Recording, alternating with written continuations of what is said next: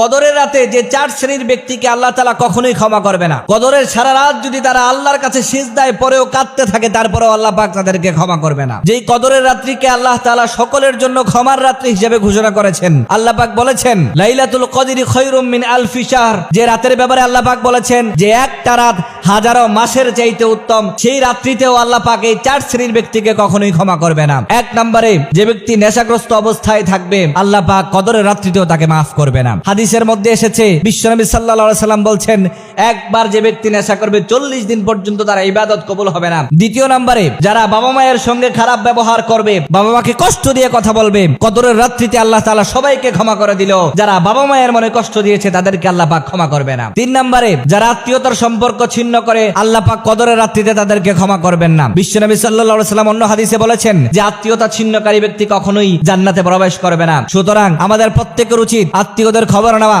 এই ঈদে প্রত্যেকের উচিত ফুফুদের খবর নেওয়া, খালাদের খবর নেওয়া, আত্মীয়দের বাড়িতে বাড়িতে গিয়ে তার কি সমস্যা আছে সেগুলো ফাইন্ড আউট করে প্রবলেম সমাধান করা। আমাদের প্রত্যেকের উচিত আত্মীয়তার সম্পর্ক বজায় রাখা। 4 নম্বরে, যাদের হৃদয়ে হাসাদ আছে, যাদের হৃদয়ে হিংসা পোষণ করে, তাদেরকে কদরের রাত্রিতে আল্লাহ পাক ক্ষমা করবে না। সুতরাং কারো ব্যাপারে বিদ্বেষ রাখবেন না, কারো ব্যাপারে হিংসা রাখবেন না, কারো ব্যাপারে আক্রোশ রাখবেন না। আপনি যখন হিংসা, বিদ্বেষ আর আক্রোশ নিয়ে আল্লাহর দরবারে ক্ষমা প্রার্থনা করেন, আল্লাহ পাক তখন তাকে দেখে আপনার অন্তরের দিকে। আপনি যেমন মানুষকে ক্ষমা করতে পারেন না, আপনার অন্তরে বিদ্বেষ পোষণ করেন, আল্লাহ পাক তখন তাকে দেখে যে তুই তো বান্দাকে ক্ষমা করতে পারিস না, আমি তোকে কিভাবে ক্ষমা করব। সুতরাং কারো ব্যাপারে বিদ্বেষ রাখা যাবে না। কেউ যদি আপনাকে কষ্ট দেয়, সঙ্গে সঙ্গে তাকে ক্ষমা করে দিবেন। রাতের বেলা ঘুমানোর পূর্বে প্রত্যেকটা মানুষকে ক্ষমা করে দিয়ে, সমস্ত ভুল ত্রুটি ভুলে গিয়ে, অন্যায় ভুলে গিয়ে, দিলটা ফ্রেশ করে, সমস্ত হাসাদ দূরীভূত করে ঘুমিয়ে যাবেন। এবং কদরের রাত্রিতে সকল প্রকার হিংসা, বিদ্বেষ আর হাসাদকে দূর করে আল্লাহর কাছে কাকুতি মিনতি করে চাইবেন। আল্লাহ পাক জিন্দেগীর সমস্ত গুনাহগুলি মাফ করে দিবেন।